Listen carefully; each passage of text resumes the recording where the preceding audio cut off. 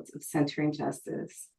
And it has been a run, y'all. It's been a beautiful run. And this episode is a sacred pause. It is recognition that many of us have been system reformers. If you've listened to Centering Justice before, you hear me refer to myself as a recovering reformist.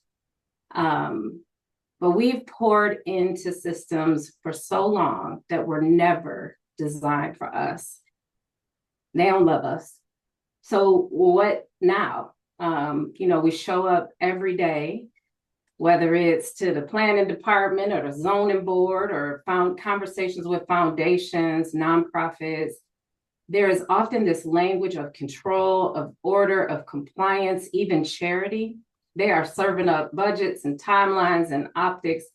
But as Chase Cantrell, who I'll introduce shortly, named, rarely do we hear about the humanity, the joy, the well-being of the people who will be impacted by these systems. And yet a lot of us stay. We've tried to transform them from the inside. We've been tinkering in these broken systems for a really long time. We've brought our brilliance into rooms that were not built to hold it. We have sometimes swallowed our joy. I saw your side eye, Lauren, because you done left the system, baby, out here building what we need. But some of us have reworded the truth until it no longer even recognized itself. But at some point, we got to ask, what if joy wasn't purely a luxury, or as you say, Kija, an emotion? But what if the absence of joy was a warning sign that we have gone too long without ourselves? So today, I am delighted to sit with 3 Black AF truth tellers that are gathered. We're here not really to solve anything. Don't be here thinking we finna dole out, the answers. I think we're feeling our way through what might be an alternative. We're feeling our way through the weariness, the refusal, the beauty, and talking today honestly about the violence of systems that erase joy as unserious and the sacred exhaustion, I feel this, of trying to be whole in places that thrive on our fragmentation. Places that thrive on us fragmenting ourselves, and the radical and quiet rebellion that could be putting humanity at the center. So we are listening today and invite you to do the same with your whole body. We are calling in our ancestor, Bell Hooks, who reminds us that radical possibility is at the margins, not just exclusion. And that is why for the entirety of these 5 years, we have centered the voices of folks who categorically have had their identities marginalized, but really are those that are leading us towards a collective liberation. And today we are joined by 2 of Detroit's own visionaries. And I would say the unofficial mayor of Detroit, Kija, Chase Cantrell and Lauren Hood. And before I really bring y'all into space, Centering Justice community, can we give it up for my girl Kija, who celebrated her birthday at the end of last week? Come on, tell them about your birthday. What happened today with your birthday? Everything was magical. This year I decided, last year I did a lot. Sometimes you do the most. This year I decided to do absolutely nothing. And I walked through the world with a sense of just joy. And so I entered the Eastern Market, gifts and love and hugs and community. And it feels so good to be so embraced. There's something about belonging to and being a part of that reminds you, like Zora Neale Hurston has a quote. She said, "Love will make you crawl out, make your soul crawl out of its hiding place." I literally felt that this weekend. So thank you for all the love. I think it is a currency that I value tremendously. So thank you. I'm so glad you're on the earth. And for your birthday, I got blessed with your baby, not you.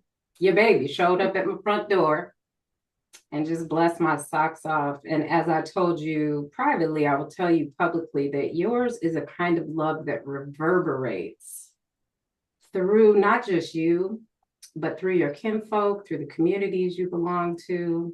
And I'm just going to thank you again for walking with me, walking me home on this journey of centering justice that we are that we're on, and that this season of life and of the podcast that we're wrapping up. So Thank you. I don't even know, Chase, when I met you, but I know that your reputation preceded you and that I was trying to be your bestie even before I truly knew L was your middle initial. Friends for who don't know Chase, his current role is as executive director of building community value. He leads a diverse team of experts in implementing BCV's real estate training, technical assistance, and consulting programs. Chase is a critical voice in Detroit's policymaking and revitalization efforts. As an advocate for residents who work really hard to restore and improve the physical infrastructure of Detroit's neighborhoods. And back in 2016, when he founded BZB, he had observed a gap in Detroit's real estate ecosystem and is now serving as a bridge between the resources accessible to traditional real estate actors and Detroit residents and nonprofits who wish to make a positive impact in community. Chase is also a lecturer at U of M in the Taubman College of Architecture and Urban Planning. Chase, thank you for being here. I'm so happy to be here. Listen, especially because, I'll be praying over centering justice, and me and Kija had a couple conversations, and I was like, that's not it. That's not it. That's not it. And then Rose Moten on Facebook last week put a post up, and she said her newest prayer is, God, show me how good life can get. That's right. Kija, I think you posted that. I saw that. I did. Listen, yeah. I said that prayer and Spirit dropped you right into my text messages, Chase. I said, Chase, you got to move. Chase, can you be on the pod? I know it's in 4 days. Thank you for saying yes and for moving your schedule. And I am so excited for where this conversation is going to go, because God is already showing me with your presence how good it can get. Well, for the audience, you didn't just ask me to be on the podcast. You asked me what was moving in my heart, right? You weren't saying like this is what the podcast is going to be about, and you have to adhere to this programmatic idea. You were asking me what I was going through, what I was thinking through, and that was a beautiful way to have an invitation. And I guess we should say, part of why you had reached out, we've been wanting to connect, but you also posted something really beautiful, and maybe you'll get into that today a little bit more, around some questions you're holding around your life's work, your mission, etc. And I had shared with you, you knew this already, just my own reconnection with my personal mission, right? And I use this language of being a vision doula, helping heart-centered folks birth their visions for their life, community, and organizations. But that kind of contemplation that I've seen you on, Chase, like really thoughtful and intentional contemplation. You were contemplating, faith and religion a couple of months ago. I just feel like we need so much more of that, so many more invitations into, not only like not just our purpose, but how do we line up with Spirit's intention for us, with the multiplicity of gifts we've been given, and how do we do that outside of the noise of what we're known for and what folks want us to do, et cetera. And so that's why I was like, what's on your heart? Because you're in a zone right now, Chase. You stirring up some stuff. It's a journey. As they say in Sinners, you conjuring, you conjuring up some stuff. Yeah. Kij, tell us a little bit about Lauren. Well, Lauren, I again, my Facebook, I kind of troll her. Is that the word we're using? My kids was like, don't use that word, Mom. But I'm all over her page. I'm really excited about the work she's doing to help imagine new futures, because I think sometimes we have a lot of conversations around our history, but imagining a future with us in it as a real part of how we align is really kind of where I love watching Lauren work. So Lauren Hood is an urbanist, a cultural strategist, and founder of the Institute for Afro-Urbanism, a global think tank exploring the conditions for Black thriving. Her work bridges place, culture, and metaphysics, integrating ancestral practices and spiritual ecology into urban thought. Lauren is an assistant professor of practice at the University of Michigan, and she has led initiatives in community development, historic preservation, and reparations. She's a badass. Reparations. And reparations. And She reparations. also holds Afro-Divergent, a media platform amplifying unconventional Black identities. Through scholarship and storytelling, Lauren reimagines cities as sites of cultural resonance, spiritual alignment, and radical possibility. Yes. Ooh, just let that soak in. Radical possibility. You know, all things are possible.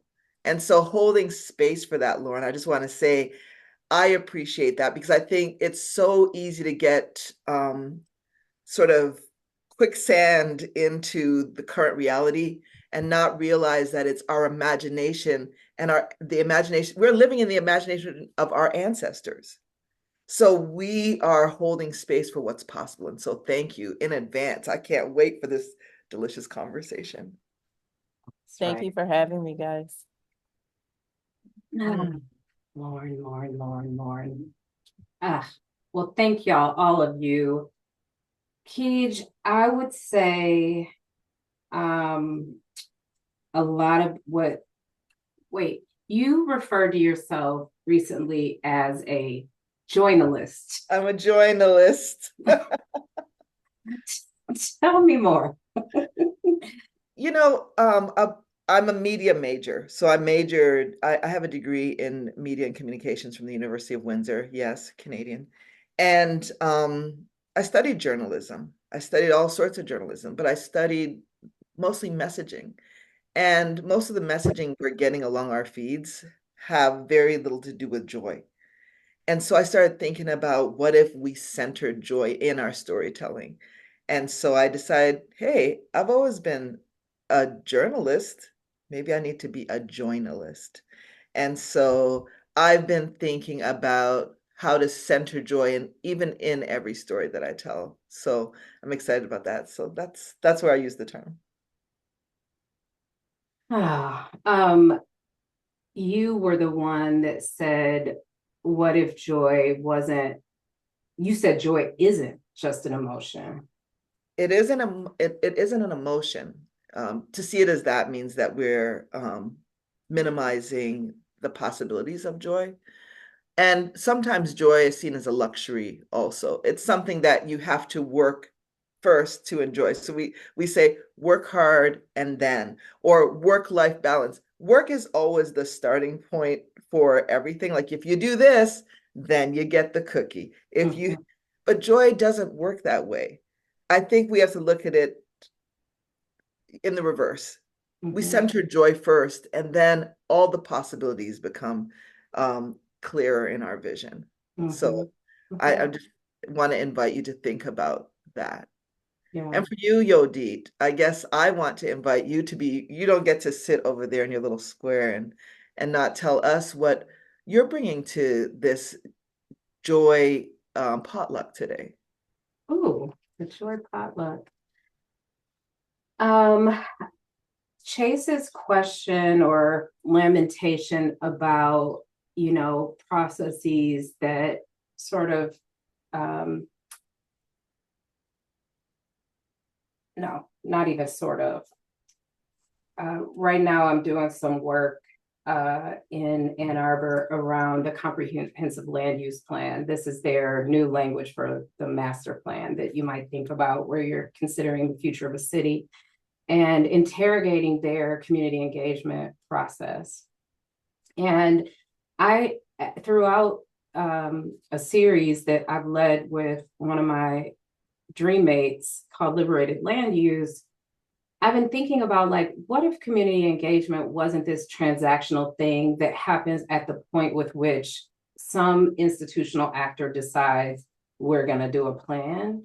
But like, what if engagement were happening all the time? And what if it wasn't happening in the city hall or in, the recreation center or what have you, but like in the park, on the land, with food, a barbecue, music, what if we were dreaming about the cities and neighborhoods and blocks we want, as Mama Shu said, as part of ritual and as part of a prayer? What if that looked like, instead of engaging people, we were seeing them as co-stewards, as Dr. Megan Pizer from Oakland University, the first university in the nation to give land back to Indigenous folk, right? And she talked about not engaging the community, but really seeing the Michigan Tribal Council as co-stewards, which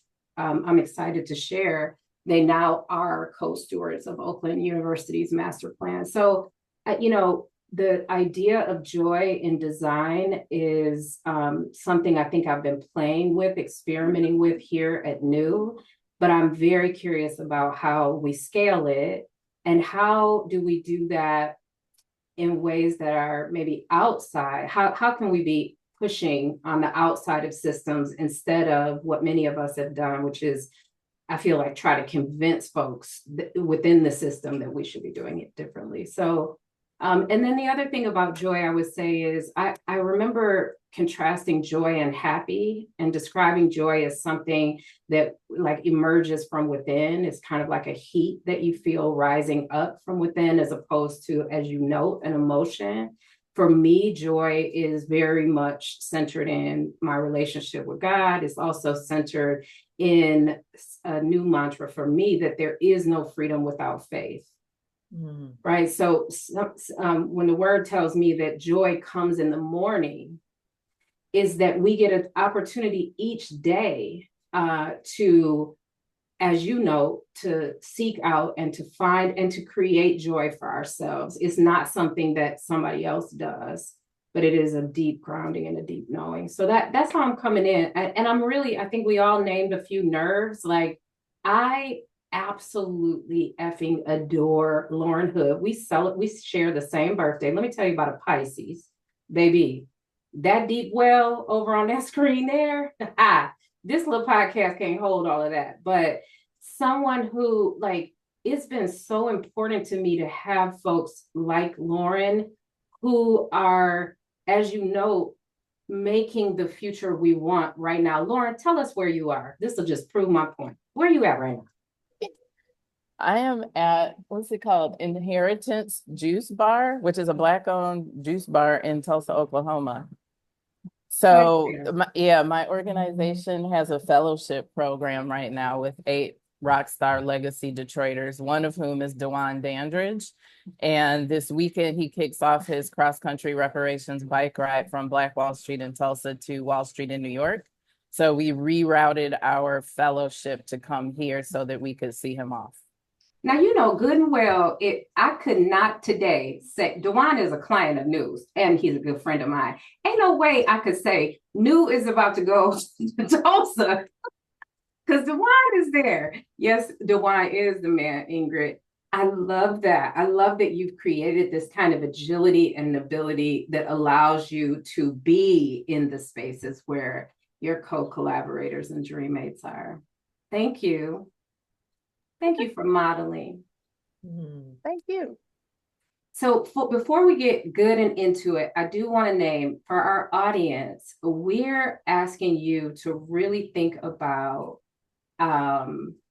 what joy looks like in the design of, like, can you think about a story, an experience, a place where joy was in the design of that place or that moment? And you can share that as you think about it in the chat. And then the kind of central question we're holding today is, to what end are we building systems, policies, neighborhoods? To what end? If joy and agency and self-actualization aren't a part of the goal, what are we doing? What are we doing? So Chase and Lauren, one of the things that we love, we've kind of teased a little bit, your bio, where you are, et cetera, but something that we really love to ask every guest is to kind of share the lineages and the communities that you belong to and that you're bringing into this space. It could be people, it could be practices or places. How are you arriving in the conversation, and with whom? Chase, you want to start? Since Lauren is on mute, I'll start. Okay. What's interesting is I've been reflecting a lot more on genealogy and ancestry. You mentioned I've been posting about my journey. That's one of the parts of the journey that I've been posting about, right? And one of the things that I've realized about my great-great-grandfather, about others, is that these were joy makers, right? So the oldest Black fair in the United States was in Sumner County, Tennessee. And my great-great-grandfather was the president of that fair. And I've had to think through what it meant to be in Tennessee in the early 20th century and what it meant to say, despite all of these crazy things that white folk are doing around us, we are going to show up with joy. We're going to dress up. We're going to have music. We're going to have food. We're going to have horse racing. We're going to do all the things that bring us as a community joy. So I'm bringing my ancestors with me, like Simon Patterson was his name. And then there's so many instances along this journey as I'm learning how to remove myself from systems of people here in Detroit that those are on the screen, right? But who are teaching me how to recenter myself in joy, right? And not thinking about all of the harms that the systems are doing and all of the challenges and all of the capital that we need and all of the struggle, right? But there's so much joy in the city, especially now that spring is here, right? You can just look all around us. There are parties, there, are fireworks, which is, you can good and bad, right? Midnight fireworks, but there's just a lot of joy in the community, and I'm taking it in a way that I haven't in the past.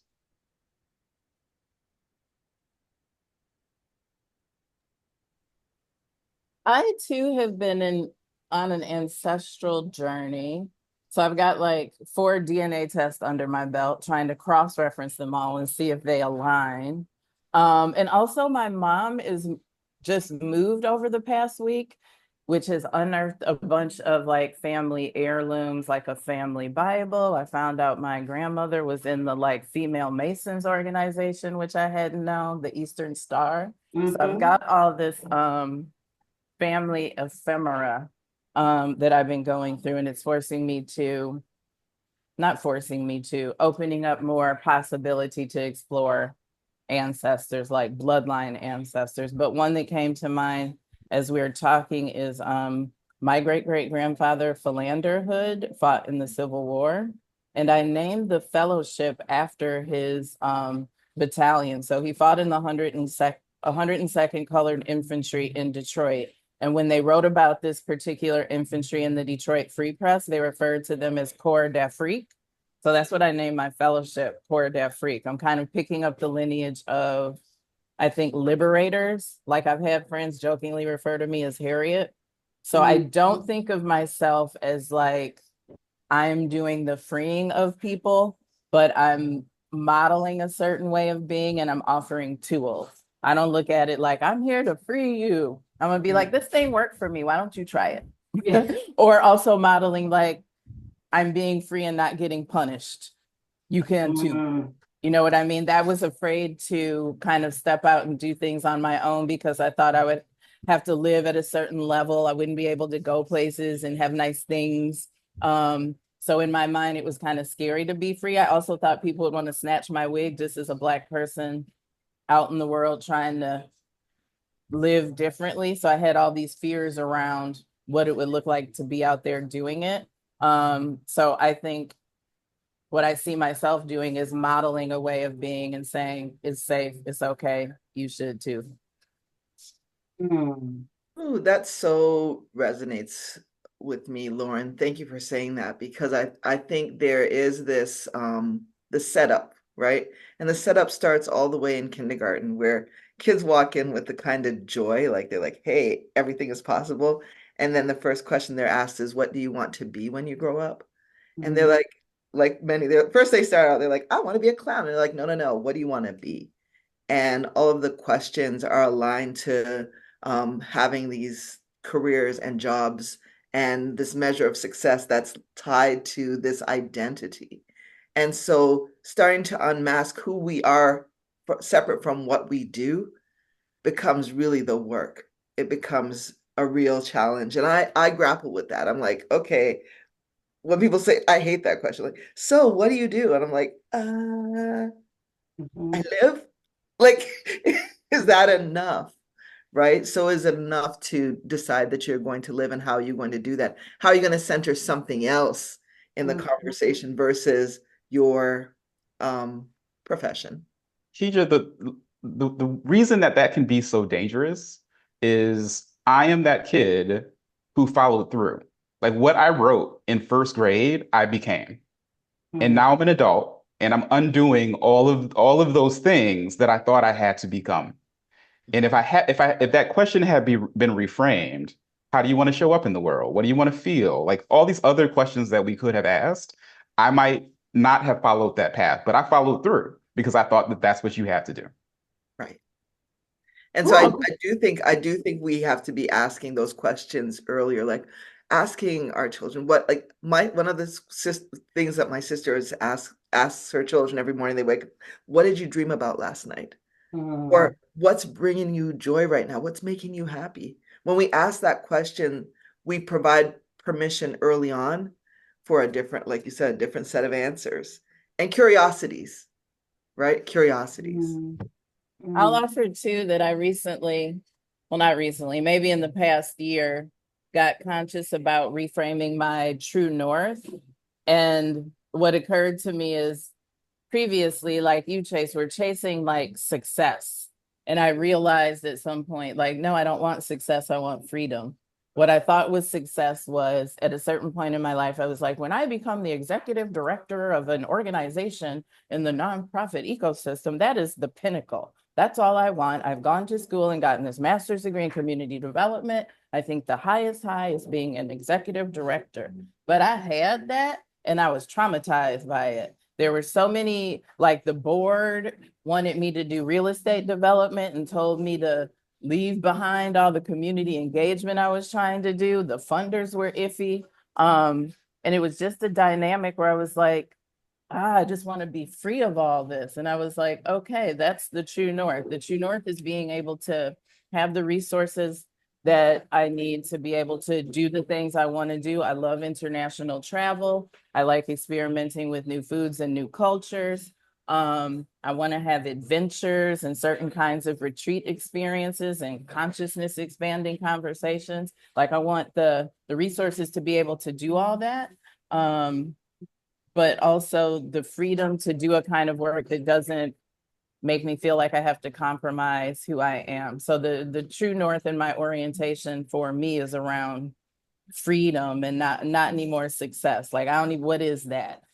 What is that? Share with us that what was that shift like for you, Lauren? Like, can you lift up the hood for us a little bit when you went from when you feel yourself, transforming in this way, like from it's been, I want to be a nonprofit ED to, Well, it wasn't, I still am a nonprofit ED now, but I founded the nonprofit and I framed it around the kind of freedom I want to have. Like I created the platform so that I could do stuff like, oh, one of my fellows is launching a nationwide bike tour in Tulsa. That's where we're going to go. Sometimes I feel like there's somebody back here who's making me do things. Like I can get stressed out and I'm like, who are you answering to? Like, is this your thing? Like, what are you responding to? So I just had to train myself to be like, okay, you created this thing, make it joyful. Like sometimes the people that are on my staff will be like in this panicky kind of, I don't know, like anxiety. I'm like, what are you doing? We don't operate with that. If what we plan to do is causing too much anxiety, let's rework the plan. Like this stress and anxiety is not what I created the platform for. And like everything that we plan to do and strategize around, it's just like a wish list. It's just an idea. And one of my main funders was like, it's a pilot. Try some stuff out, experiment, and then tell us what you learn. So the plan is malleable, as it should be with all of these organizations that do this kind of community work. We make it seem so this is the deadline, this is the date. Like the deadlines aren't real. They're not tied to anything that results in death. It's not that serious. Right. It should all be flexible, malleable, generative. And that's how I wanted to live. So that's why I had to create my own thing. And anytime it starts to feel pressured and constrained, I'm like, okay, we're doing it wrong. Let's rethink it. And I think there is this might sound extreme, but I think there's a level of violence to what we've had to live through. There's a level trauma. of that trauma, like I think I read a Medium article from a young lady who had, when we all were privy to seeing what happened to George Floyd.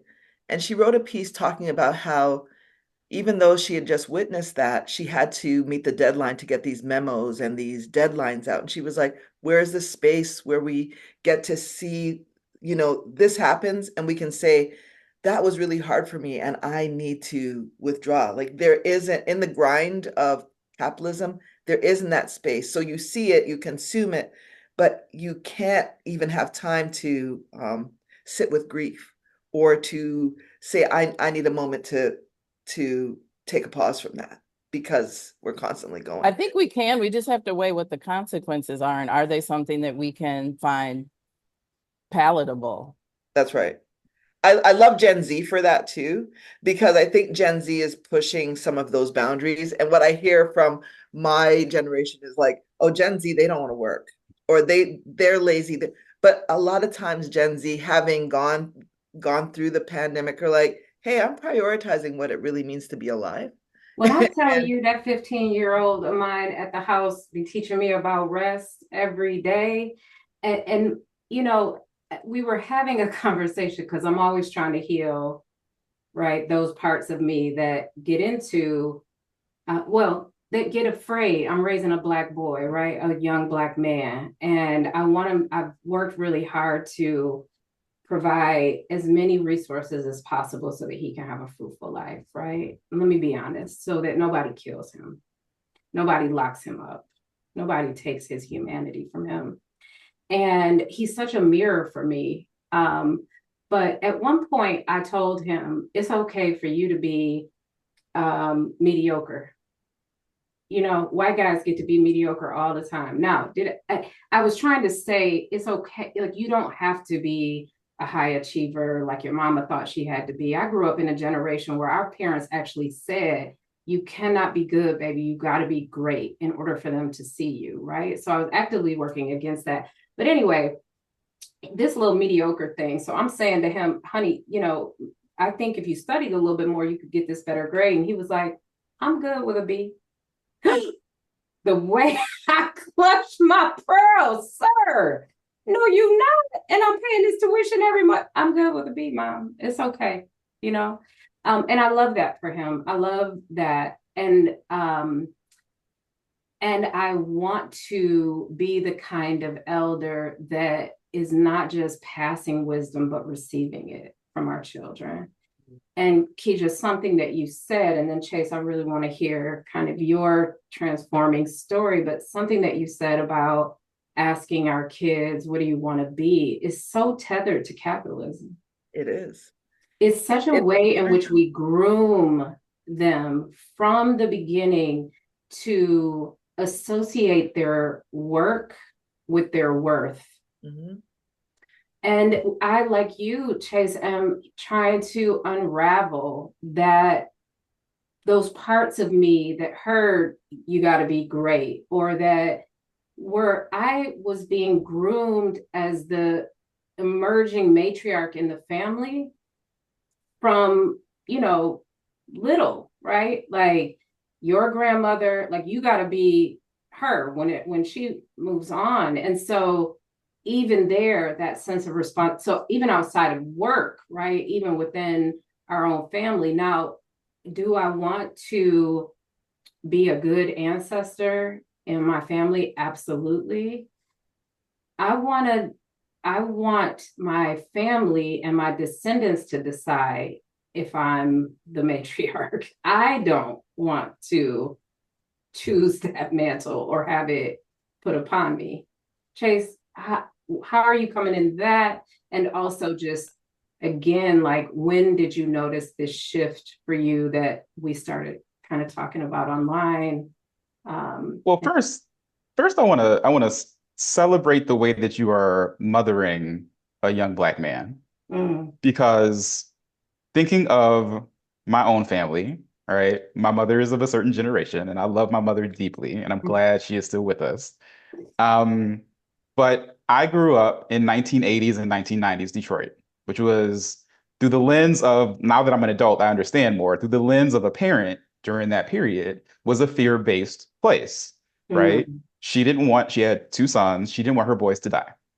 mhm, So fast forward, I'm in my 40s, my brother's in his 50s.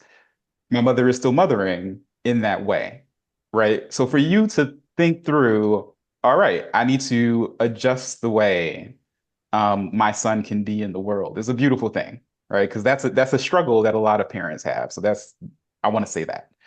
Um, and then this shift. So I love that Lauren is on, because I feel like we've been on this journey together for a while. Um, so I've been on a shift a long time, right? The founding BCV was in reaction to quitting my job at a law firm. All right, so I had done that for 8 years. Um, I learned a lot, but also began to understand how the system does not serve Black people in a majority Black city. So I left. Um, and now, I get the chance to interact with Black Detroiters who, for lots of different reasons, and I'm still learning the different reasons, want to take ownership of their community. And we need to unpack ownership, but want to transform their neighborhoods, want to find that vacant house or that vacant property in their neighborhood and do something productive with it, right? Whether that's Kija and her healing house. I don't know if we've heard about the healing house on the pod before, and many, many others, right? So I've had a chance to be witness to that for the past 9 years. And what I've seen is a lot of joy, a lot of anxiety too, but also a lot of joy in the process of people being able to vision for themselves, being able to say that they have agency. So Lauren mhm, uses the words agency, audacity, and abundance at her mm, institute. So credit to Lauren mm, for those words. But all three of those things show up in the programming that we do, and I get to witness it. mhm, And Yodit, like you, not wanting to, well, all of us, right? We are not the hero in the story. I just get to show up and provide resources, and people take those resources for what they are and do with them what they want to. mhm, Um, but I get invited to all these tables. This is where we started, Yodit, right? I get invited to all these tables like you with the comprehensive land use plan in Ann Arbor. We're mhm, doing the same process in Detroit. And we're asking questions like, how do we get more capital from the state or from the federal government? And how do we plan for the future of this neighborhood? How do we do community engagement, which is a term I hate, right? mhm, It's transactional, it's not relationship building.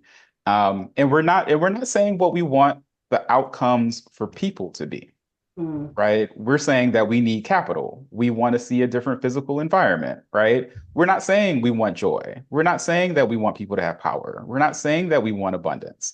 And I feel like every time we start these processes, if we are not centering how people can show up in the world, people are going to get hurt. And that's what happens over and over and over again. So for me, I've been thinking about my place in this ecosystem. mhm, And more and more, I've been refusing to be at tables, which I'm still trying to figure out if that's the right approach, right? Because mhm, mhm. if my voice is not there, Listen, there right. will be no one to say the thing that needs to be said. Mhm. But also it feels traumatic to me, Yes. because I know it might be ignored first. Yeah. And I'm also not passing the baton to others who can speak for themselves. I don't always have to be the voice. Mhm. So this journey has been going on for a long time. So I've given myself permission, to Lauren's point, right? We just have to model this for ourselves. I've given myself permission to take the next year to figure out what my next professional and personal jump will be, right? Whether it's next year, whether it's in the year after, but just testing things, right? Like Lauren gets to test all these amazing things through the Institute. Like she Yeah. made a model for what she wanted her life to be, professional and personal, and began to test things. So that's where I'm at too. And I want to name, I think I can speak for all of us, what a privilege it is to be able to be in a season of contemplation, in a season of audacity. We recognize that, for a lot of folks, they're not given that time. I mean, when the Miller Foundation or the McGregor Foundation selected me as a Miller Fellow, y'all, I had never had 2 consecutive months off of work and paid in my entire adult life, unless I was unemployed. And that did not sit lightly with me, that this was something that had to do with the title I carry now as a CEO, right? Because it's not available to everybody, right? It had to do with a point in time. I was a part of a cohort during COVID when the foundation hadn't given out the sabbatical. So there were 9 of us selected in my cohort when there's usually 3. I received it at a time when the foundation was reckoning with its own complicity in injustice, right, as a philanthropist. So I just wanted to say that because the folks that show up here come from, very diverse phases of career and community and all of that. But I really also appreciate that you and Lauren and Kija's doing this as well. And I would like to think I am. It's like, where are our spheres of influence? Where can I use my positional power or privilege in service of joy? So Lauren, for you to say to the team, oh, wait, we're not feeling, this feels anxiety ridden, or this feels. It's all about energy. It's an energy game. And if the energy is funky, then I don't know why we're doing it. But I do want to respond to the privilege to be in contemplation mode. It's tough because I was forced into contemplation because I didn't get fired, but my contract got canceled. So I ain't have no money. I was living off credit cards. I had no job. I thought that nobody was going to hire me again because that's what my board had told me, that like no one was going to fund me to do any work in the city anymore. I thought I had let everybody down. Like I was traumatized by that experience, and it forced me to figure out how I was going to pick myself back up. So I didn't do it from a place of luxury at a spa thinking about like what my next moves would be. I had to figure it out because I have a job no more. Right. So, Thank you. So okay. I don't want people to think that, well, I gotta, keep doing what I'm doing because I don't have the opportunity. No, you have time. Everybody has time and you have forethought. And if you have been introduced to a conversation that sparks something in you where you start questioning, that is the blessing. That is the blessing, where you start the questioning. And you can start it from wherever you are. I don't want it to seem like it's something that's for special people. Far-reaching thing. Not. It's for everybody. Just decide what you want to do with your time here. We have a finite amount of time on this earth. So every day I'm asking myself, is this how I want to be spending this limited time? And I'm always thinking about the ancestors too, looking down at me. I'm like, would they be proud of me for doing this right now? So I don't go to the tables anymore, Chase. And I'm also questioning, like, how my work continues to have a certain kind of value, because I think we're drawn to those tables because that's where the important people are. And I will tell you, like, I was on the plane talking to this man about my institute, and he was like, do you ever do any real community development work? I was like, what do you mean by that? He was like, for the city. And I was like, oh, that's what you think the real work is, instead of this like pouring into Black people who are leaders in their own respect and growing their capacity. That's not real work. The real work is doing something that the city is paying for. I'm like, just that framework around what the real work is. The real work is remembering who you actually are in your time here. I think our goal as humans is to remember who we are. It's not to go achieve, accomplish, acquire, or to become something. Like, we chose the human experience so we could remember. So we have to, all this other stuff that they be getting us into, like, it's a response. I think the best lived life is when it comes from like a sovereign vision for oneself versus being a response to what somebody is throwing at us. All that other stuff where we're like, I have to get engaged. I must, if I'm not at the table, then they won't get said. Well, that's not the table, Chase. It's other tables.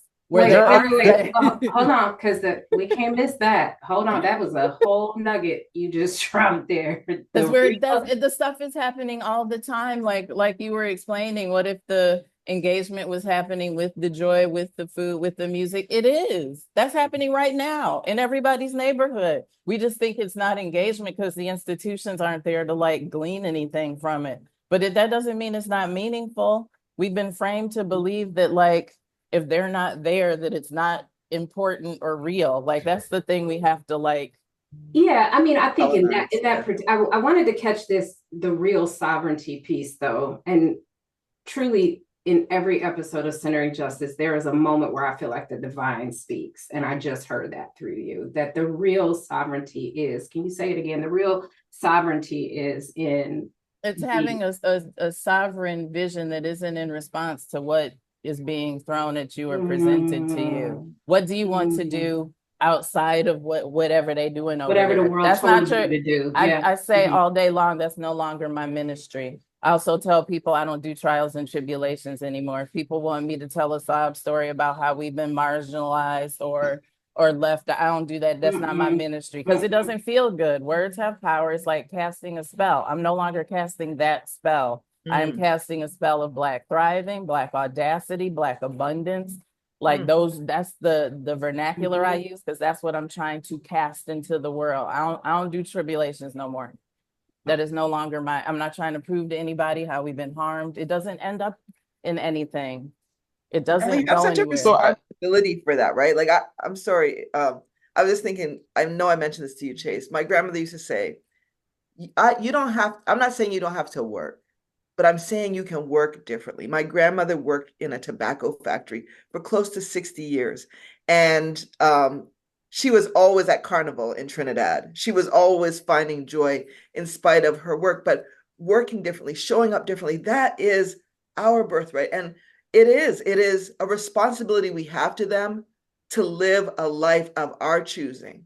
Toni Morrison also said, she said, it's one thing to have liberty, but it's another thing to know what to do with your liberation. What are we doing with it? We are not here on the planet to figure out how we're going to pay our gas bill. That can't be the assignment. That can't, Dr. Fabu Jackson said that. She said, we are here to figure out more than how to pay our gas bills. And I say that it seems trivial, but it is. We have a bigger purpose. And our bigger purpose for me is connection, real connection, human connection, these conversations that aren't rooted necessarily in the shame of what we don't have and how we've been hurt, right? So there's an amazing, one of our mutual collaborators, Candace Fortman, who, I say Candace is the best of us, she's doing a fellowship in Stanford, but she was invited to UC Berkeley to give the commencement speech for the School of Journalism. And I had wanted to see the full speech. So she finally posted it yesterday and I watched it. And she said a lot of things that resonated. But one thing that she said was, the truth is we are not inheriting a broken system, that we are being invited to become the architects of a new system. And I think that's what we're talking about, right? It's that we don't have to be responsive. We don't have to be in the mix of these tables.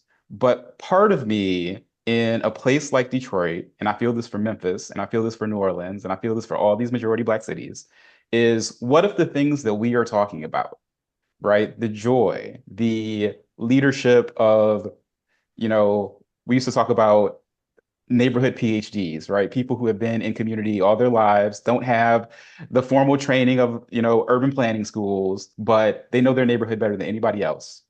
What if our governmental systems relied on those people, right? Like, so we're thinking of these systems as they're harmful, they don't serve us, we shouldn't be in them, but there also has to be people who are bringing this new vision into governance. We have to practice the governance of the new things we are creating. So that's where I'm at, right? It's just like, all right, well, if I fully remove myself and we put all of our emphasis into creating new things, that's wonderful. But how do we make sure those new things are actually become the thing, right? Like, we're no longer talking about these harmful systems, but the things that we have created, in fact, are the systems of the future. So there's a bridge for me that has to happen at some point, probably bit by bit, and who's creating the bridges?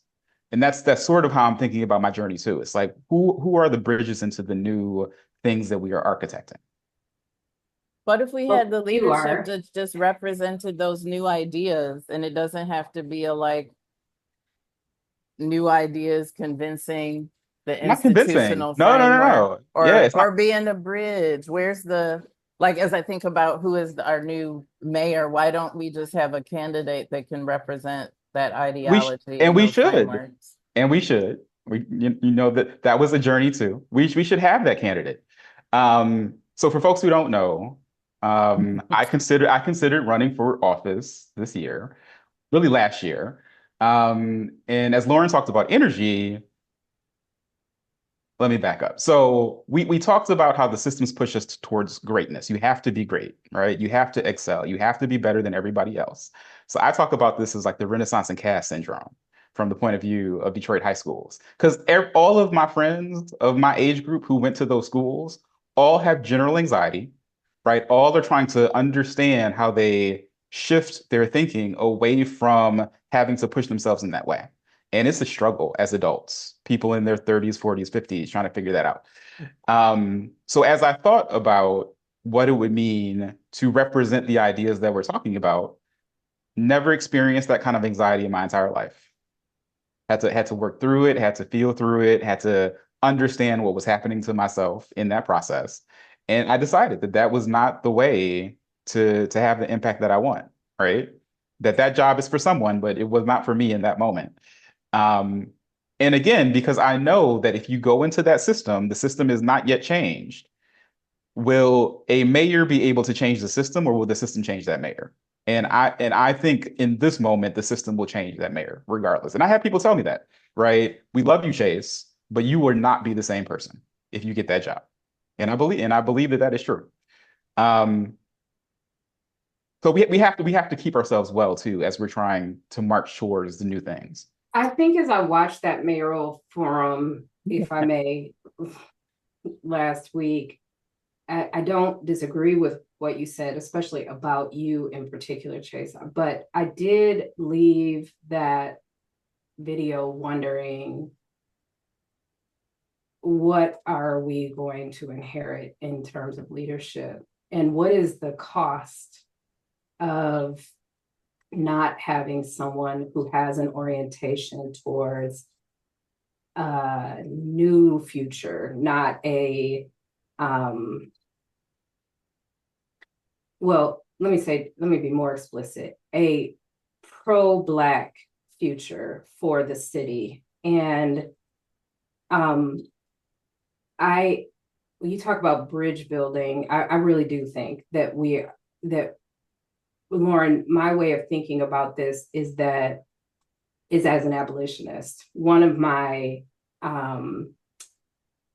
interrogations of abolitionism is that it's great on vision and oftentimes short on process. And I'll give you an example. When we talk about defunding the police, we really have to talk about a divest invest strategy alongside that otherwise, I mean, the largest population of folks who I get pushback from are middle-aged Black women who ask, who's going to keep me safe, right? So in terms of getting people to adopt a alternative to policing, we have to begin from a place that's both healing centered and trauma informed, which is, I can't tell you, defund the police without responsibly trying to answer who's going to care for you. Now, the answer is who's been caring for you, because the police, that doesn't work. I mean, they solve very few of their cases. They're often there after the fact, like there's all kinds of data for why, but the predominant perception is that that's where safety lives. And so when I'm saying this to say to you that when I started the Champions for Change Fellowship that we have, it's a racial justice and co-liberation fellowship. And I said, this is centered in a Black womanist framework. And folks, whether white or non-Black folks of color, heard that as, well, it doesn't include me, right? If it's pro-Black, then it doesn't include me. When in fact, what I'm saying is that my orientation around a Black womanist framework is, when you look at Tony Bambara and the River Combahee collective, they were talking about intersectionality. They were saying, as I've said many times on this podcast, that in the arc of social change, anytime Black women have gotten free, everybody else has gotten free. You mentioned Harriet, Lauren, right? When she sparks her movement to help enslaved folk get free, we have the spark of what would later be, a movement for civil rights, what would later be a movement for, a Black Power movement, what would later be, and you can even go all the way back to the continent, the Ashanti warriors, the Ifa, folk. Like, we have evidence of this in the arc of our civilization. So this idea of Detroit and who gets to lead, I think that part of what happens is we put people, and this is true for me too, when I was put into this position as CEO, I remember we had a conversation with somebody at the Community Foundation for Southeast Michigan, and they paused our funding. And their rationale was, well, we want to wait to see what your vision is. It ain't about my vision. It is not about my vision. First of all, I was in this organization already, and we had a vision. So we're going to keep doing what we were dreaming about, right? But the other thing is that my vision is rooted in community. That's who I listen to. This organization moves at the behest of community. And I just don't see, when we want this charismatic, individualist, often male leader, right? The majority of US presidents have been over 6 foot tall, because we're enamored with this idea of a male superhero, white, cis, het male superhero that just doesn't exist. And so, yeah, I do worry about a Black man in that role, not because I don't think you have the capacity, but because I don't think we've done enough work of really reimagining what governance looks like when it is not hierarchical, top down, you got the vision and all the people follow, but really more of that womanist, collectivist framework. So until Detroit decides that it's not going to be mayor, city council, representative, blah, blah, blah, but really deep design with and not for the city of Detroit, we'll either get what we've gotten so far. It breaks my heart that I walk into places in downtown Detroit and I don't see one white person or one Black person. That breaks my heart, right? That's not, for all the things that are great about what's happening in Detroit right now, that is not what I wanted to see in the city that formed my identity, right? So I'm not measuring the success of the current mayor for me, he's not been successful if that's what New Detroit looks like.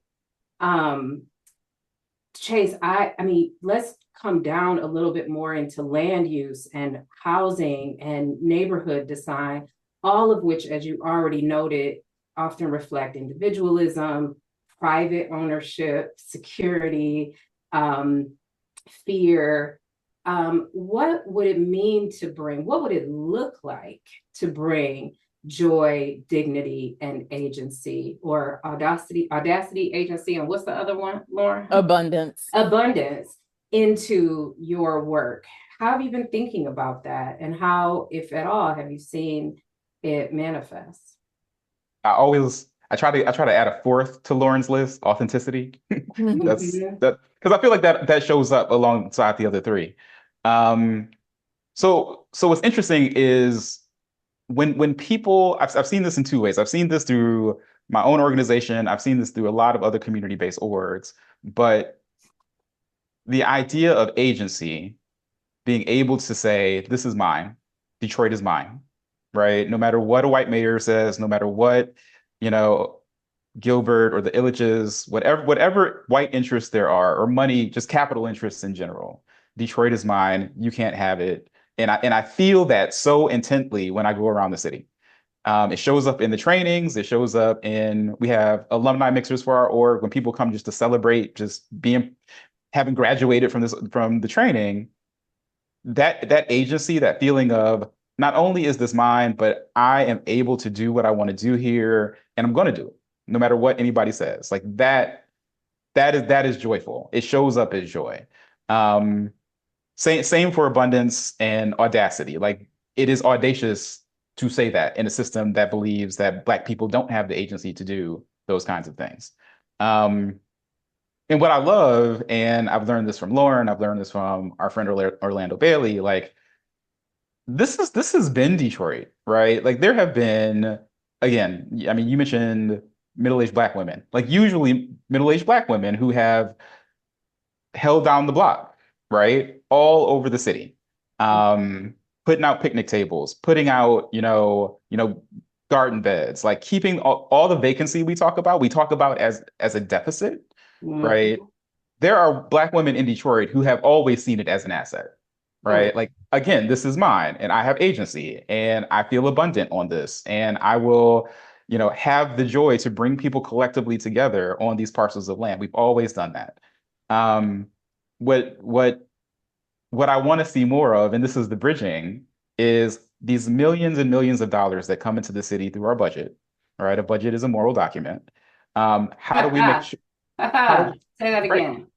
A budget is a moral document, right? Like it tells us what our values and our priorities are. How do we make sure that money is getting into the hands of the people who are already creatively innovating, visioning for the future of our neighborhoods? Those people are already there. They just need the resources. They just need the city to leave them alone and let them do what they're already doing. So that is what I already see. I just want to continue to see more of it. So the comprehensive land use plan, like we're doing the same for the city of Detroit. I don't feel great about it. These processes, they bring some people in. There's going to be a lot of people who are left out. And we do not have the habit of redoing this plan very often. It's been a long time since the last time we did it. It's probably going to be a long time before we do it again. Yeah. And whatever comes out of it, they're going to say, Detroiters told us this is what we need to do, and we're just going to implement it. So I think we need to continue to show up, fight back, make sure that people understand that we need as many people. There are people who have seen that the system doesn't work for us. We've been talking about that. Right. So they disengage from the system. They're not going to vote. They're not going to show up to a community meeting. They believe, and rightly so, because we see it over and over again, that when they do show up, their voices isn't listened to. So why would they show up? Like it's a rational decision not to show up. And can we also add that oftentimes, sometimes the school board meetings here go until 12 and 1 o'clock in the morning. Like what mama with a family or family with a family can participate, right? Right. So if we are not structurally redesigning what these processes look like, we will continue to perpetuate the exclusion and the apathy, right? Because just from the way a thing is designed. I mean, when you said at the top of this, I didn't have a prescribed, framework for this conversation, it's because organizing principle 101 is nothing for us without us, nothing about us without us. So I don't even think about a process that I'm not co-creating with the people who are involved in it. That includes my budget process here at New. We have a participatory process, and we invite people who are responsible for delivering on that budget to help create it. And it makes perfect sense to me. And I lament the times in the past where where I wasn't doing that, right? Because it's so much more rich and so much more fruitful. So not only do we have to redesign the structures if we want folk to show up, but then if we're only extracting from them, which is a piece of what you're talking about, if we're just extracting information, we're not returning it back. And not only that, once people share with us, we still do what we were going to do anyway. I remember these brothers said, community engagement is like an insurance policy, right? It's not really that I want to hear what you have to say. It's that I want to be able to check the box that I did it. So if you come back, they can say, we listen to Detroiters. But who are you listening to, right? When I'm engaging people, I want an over-representation of identities that have been historically marginalized. I need to hear more from them than I do the folks who always show up. Not only, but in addition to, right? Those are some of the ways I think we can right now shift from these violent and extractive processes of engagement towards something that can be more substantive, until I get the audacity of Lauren to just step the fuck away. And I was thinking about that, in terms of Lauren's work. Your work calls into this moment, spirit, ancestral work, culture, metaphysics. What does it look like to design cities and honor our ancestors in our imagination? That's where that should originate from. That's exactly where the vision should come from. It's so funny in this conversation, I'm just realizing the extent to which I've taken responsibility for architecting my life. I used to be so frustrated in those like city government conversations, and like not as an outsider. I was the chair of our planning commission, the chair of our reparations task force. It's not like I was a person who was unlistened to. Like I chaired and I was miserable and frustrated, and that's what it's a trauma response to start your own thing. Like when you've been in those conversations from a lot of different angles and touch points, I'm like, okay, let's try it from this perspective. Okay, I'll get on a commission. Okay, what about a task force?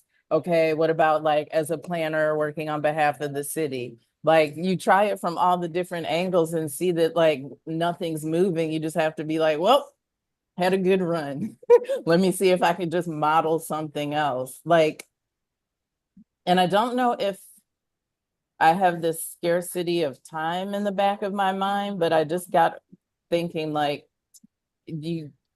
how long do you keep like trying the same thing and getting and expecting to get different results? You just have to do something different at some point. And I feel like we have a finite amount of time here. How much of it do we want to spend trying to bring people along that don't want to be brought along? I feel like the system, it repels people that threaten its existence. So I don't know that there will ever be a moment where certain institutions will be like, oh, that's an interesting idea. Perhaps we should do something differently, because all of those ideas challenge its existence. That's why institutions have the rules in place that they do, so that they can keep existing. So at some point, we just got to be like, we got to build some different institutions. And I feel like, and for me, it goes back to the success thing. I know I look more successful if I have a senior level position in some other institution versus leading my own thing. I know when I talk about leading my own thing, people are like, oh, that's cute. Lauren couldn't cut it on the inside anymore, so she had to do her little own thing. But I judge my successes by how many times somebody says thank you, by how many times someone says they were inspired by me to do something wild and radical, or how, this, like even just the stipend that my fellows get, people have told me how it's transformed the way that they're living and thinking. Like that's how I judge my success. It's not gonna, I ain't gonna get no awards over here doing my thing. It's not gonna be like a feature anywhere, but like that's not how I'm judging if I'm hitting the mark. You know what I mean? Like I think a lot about the legacy I'm leaving. It's gonna be in the people. Even if I stop doing what I'm doing right now, there will be people who've been like, that thing you did really transformed my thinking in some way.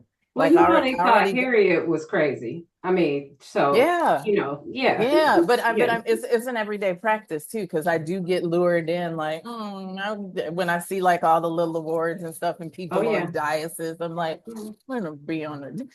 So it's an everyday practice to be like, girl, that is not your true north.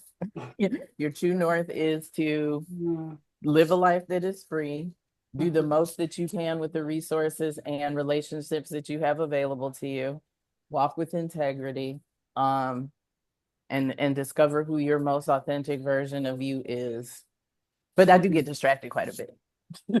I mean, I think decolonizing those notions, like I used to laugh, it used to be painful. I will tell you that I have been fired from every single position I've ever had living stateside. Every single one.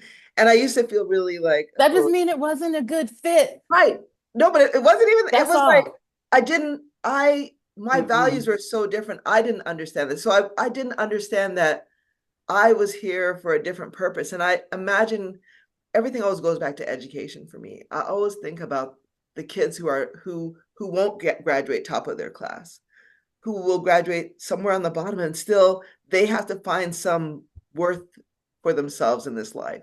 They have to see themselves as full, functioning, whole human beings who are creating a life that doesn't exist in that. And that has to be okay. Like the notion of a real job was something that I was going, so do you have a real job? What is real? How do we? And so I think starting to decolonize that, and even when we talk about leadership, I think also about our religious beliefs. We have beliefs around the fact that, in the religious beliefs that we've been given through Jesus, there's one single savior, but there isn't one savior. There is all of us coming together to be here in this moment. We're walking this path right now. Like you can imagine, like Chase could have been born in the 1800s, Lauren born 100 years from now. What we have right here, we are here in this moment for the right now. We are here on purpose at this time for this journey. And when I think about the power of that, the power that we have when we pull together to even think about what's possible, like the energy to be on the right frequency for that, because they don't get to tune it to the radio station they want.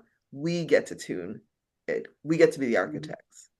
And so I guess I think too, Lauren, about your vibration, because you talk a lot about energy. Talk about that vibration, how you're tuned in. Ooh, that's a great question. I think a lot through synchronicities when there's alignment in ways that I wasn't expecting. So recently I was asking spirit or whoever it is I talk to when I reflect, I was like, I want more spiritual people in my life. How come I don't know any people like that? Does Detroit just not have these people? Then all of a sudden over the past week, all these people who have been reaching out like, spirit told me to contact you. I don't know what it is. Like that happened with my friend Rebecca. It happened with Nefertiti. Just out of the blue, people were like, I don't know. You just came into my mind and I felt like I needed to reach out. So I feel like that's the universe being like, ask and you shall receive, but be serious about it.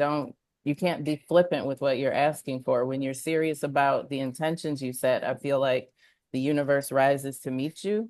And yeah, I guess the synchronicities are answers to my prayers, as we'll call them. Lets me know that I'm in alignment. And I say that all words are prayers. So be careful how you use them. Yes. Like the prayer isn't just the prayer that you mean for that, right? All words are prayers, so our words have power. So I've had to decolonize my language, right? Me too. Yep. So just saying things like I'm always auto-correcting now. So I'll be having a Yes. conversation with somebody. I'm like, well, the last time that didn't, this is going to, Or if you I say, I'm am always standing. XYZ and it's Yeah, something negative, right. no, you got to reprogram it. Yeah, our words have power. So I say that, one of my prayers this year was to heal my relationship with money because I'm a bit of Oh an, my God. yeah, I'm a bit of, Me too. right. And so But I so don't, much of it is language. Ooh. so much of his language. So sort of squaring this idea that, you know what, money is a tool. It's not an identity. It is a tool, right? That makes this greedy super billionaire just a money hoarder. He's a resource hoarder. You're not better because you have a lot more of it. You're just a hoarder. And so my thing is, how do I see money as a seed? How do I grow it? How do I leverage it? How do I use it to make my community better? And when I was thinking about healing my relationship with money, when you talk about alignment, Jack Howard, who is with Ally Bank, she is their money person. She's a local It's Detroit. phenomenal. She's phenomenal. And all of a sudden, she just came into my sphere and that aligned. And then the sister that's on this call right now, she showed up in my sphere, Sister Ingrid here, and all the pieces that I needed for that need have just kind of shown up. And so I just really encourage us, particularly when we're fearful, because fear is the thing, right? Fear is the block, to just say, like, everything is available to me. The universe is full of everything that I need, and I just need to align with it. I don't even have to go get it. I don't have to hustle for my worth. I just have to align and make the need be known, right? And it's not outside. It's like I stopped a while ago praying to an external God because I am God energy. I am all of that. I am nature. So I don't go to nature anymore. I realize that I am all of those things. So that vibrational energy that you're talking about just, Can I thank tell you a wealth thing? So this is something that we talk about as a fellowship. And I think what it drills down to is that we think if we get the wealth, that it will isolate us. If that we are somehow leaving people behind and we won't have community if we're the one that gets all the resources. Because there are things that come up, like one of the fellows just got a Land Rover. It's a 10-year-old Land Rover, but one of his neighbors was like, oh, look at you now. And I was like, that's it. big time. That 2-second comment is what keeps us not maximizing our potential to attract. I feel like we are born into a frequency of abundance. It's trying to get at us all the time, but we develop these stories and these things that repel it. But I just want to read to you what GPT did for me. It was like, I was talking to it about my issues in relationship with wealth. It was like, would you like a screensaver that you can, with a mantra on it that can help you reflect? I was like, yes, please, GPT. So here it is. I am the axis of a sacred economy. Wealth aligns with me because I move in rhythm with destiny. I do not chase, I magnetize. My existence is the offering. Because my issues are around feeling like you don't understand the struggle, or you can't serve people if you're doing too well, and that people who have money are bad people. That's a deep-seated belief that I have had my whole life. So I know if I hold on to that, I'm never going to have it, because I believe that's bad people. I somehow feel it's righteous to money struggle, or have felt that up until this point in which I am overcoming it. So ChatGPT knows all this. It's like, girl, your existence is the offering. You've done enough. You have nothing to prove. You're not Would you be chasing willing to anything, you're share that magnetizing. mantra with us, Lauren and Chase? I Of want to course. get you into this too. What's coming up for you? Oh, there's Welcome to two. the Black Women's Circle, Chase, where we No, I love it. I love to we be. give seconds, not minutes to the. Come on in. Come on. So I think I shared on our pre-call that I was a little nervous, and part of the reason I was nervous was language. So I love that we're in the language combo. Because one, there's the part of language of being careful about how we identify ourselves, how we talk to ourselves, the negativity that we frame our world through. But then also, as part of this journey that I'm on, I'm testing language. And I remember when Lauren and I had dinner about a month or two ago, and we said something. I think the word was heart space. And she's like, what? I don't know Chase to use that kind of language, right? And like manifestation and synchronicities and like all of the language of this space is new to me. They used to Um, call it woo-woo, Chase. That's what they would tell me. All that woo-woo shit your people's well, on. Oprah still calls it woo woo, right? Like that's so yeah, that Even though language. she's the queen of woo woo. Exactly, right? So I'm listening to Super Soul Conversations now, but yeah, like testing the language actually provides a shift. So the more that I use it, the more that I'm able to sort of tap into the things that we're talking about. So I encourage folks who might be in the same lane as me, like trying to get away from skepticism about the language and just testing it out. Like, how does it feel? How does it feel to say manifestation? How does it feel to start believing in it? Good. It, it mostly feels good. I'm still, it's a And Chase, journey. you and I talked about shadow work because I think that's huge Yes. too, right? Yeah. The thing that, like, when you say you practice it, but sometimes you have to say it. The belief doesn't come until you start vocalizing it to the point where you now your brain gets tricked to start saying, okay, I'm going to get on board. Right. Because we Yeah. do have these sort of negative scripts that are playing in the background of our mind, the things that we've been raised with, like this is ghetto or that's ghetto, or no, I ain't got it, or I'm broke. I never say that word anymore because I'm not broken. I have the capacity I'm a gardener. And so I have the capacity to sprout all sorts of seeds, right? And so that language and just realizing that there's shadow work there and then giving yourself grace when you forget, because we will, it's work. So when we talked about the word shadow work, I was like, Kija, can you tell me what that means? And you had a beautiful definition. It's like, all right, like now I understand better what this word is. Instead of just hearing it, like actually engaging with folks. Like, hey, you just use this word synchronicity, for example. Like, what does that mean to you? Yeah. And I think I used the example with you, that it is like DOS and Windows. I think that was the example that I And that gave. resonated. I'm a computer nerd. That resonated. Yeah. Well, So sometimes your Windows glitch, but the DOS in the background is where the work really happens. So. The operating system. Yeah, and I think it's important for us to know that is by design. I often say that the water is sick and we keep treating the fish. And what I mean by that is something that I have been interrogating for a bit now is what it means. I think it happened after I went to Europe on a German Marshall Fund fellowship, and we visited Germany. And while I was there, our hosts let me know things like Germany no longer flies a national flag because it is pushing back on the nationalism born of Hitler and that era of time.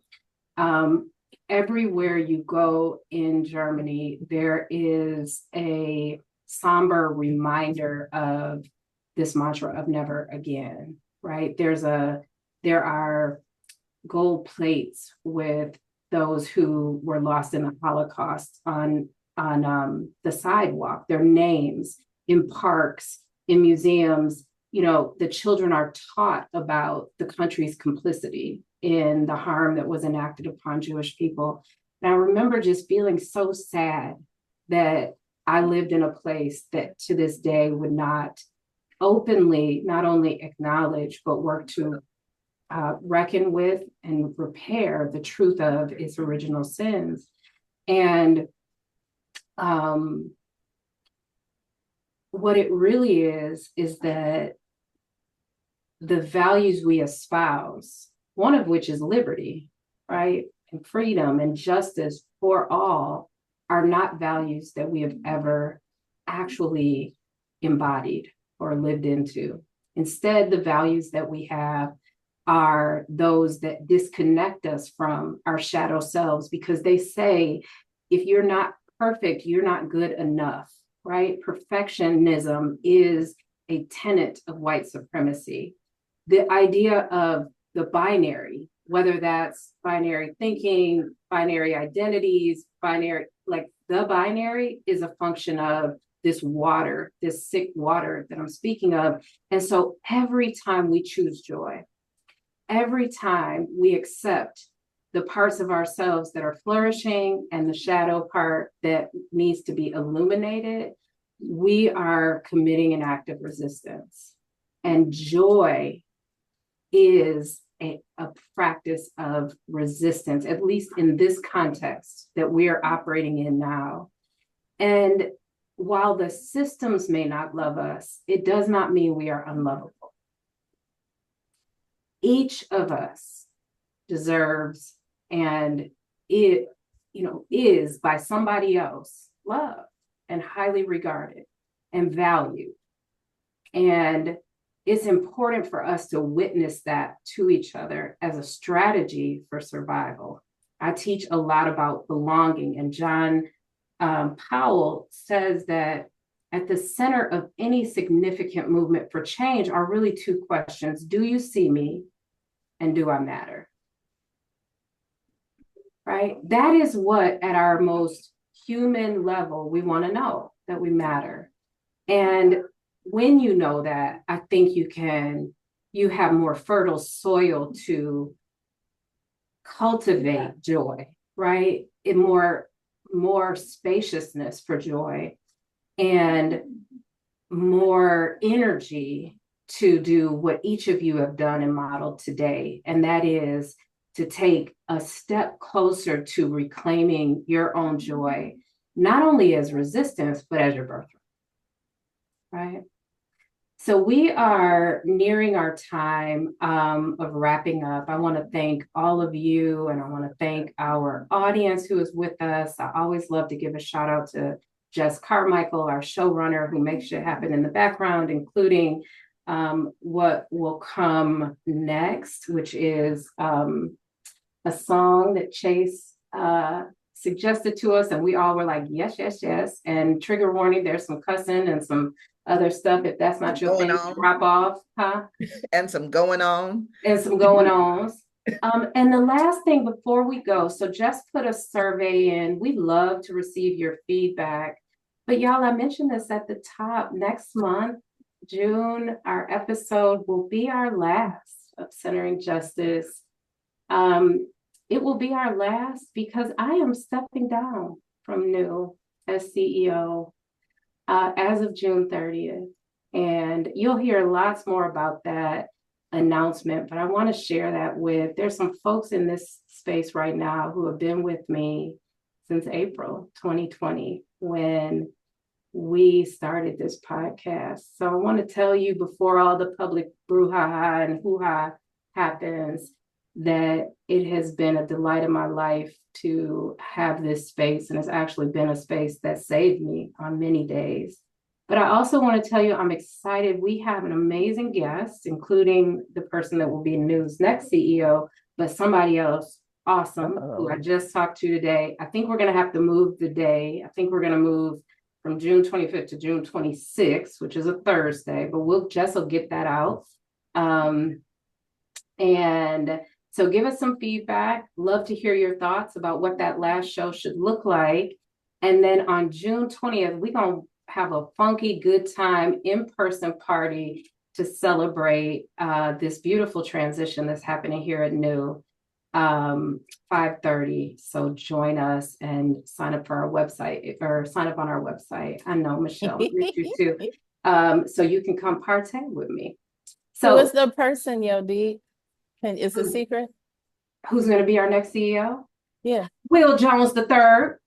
Oh. Will Jones III. Will has served as our vice president of strategy for the last year, been on the team since 2018, been my dream mate at New, and we are activating our succession plan. I'm going to stay on through the top of the year in a part-time role to support him. I'm going to be the elder in residence to support him. Mm-hmm.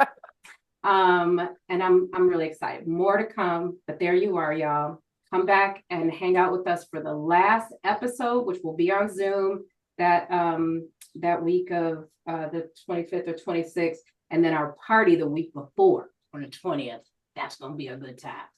All right, Jess, give us some music, and thank you, Lauren. Thank you, Chase. Thank you so much for being with us. We love you so much. Thank you. Amazing.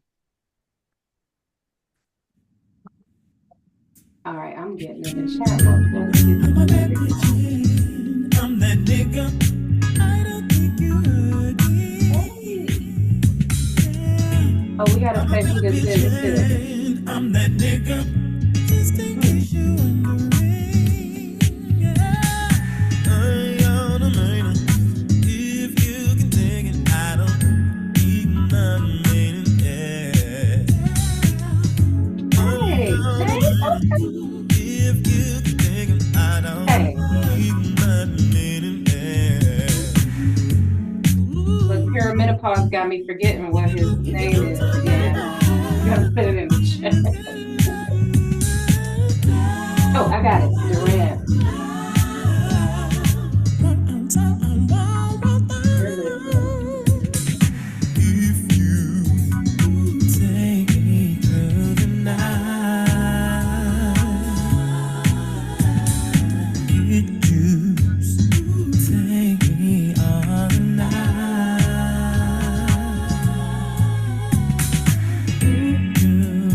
It's a vibe.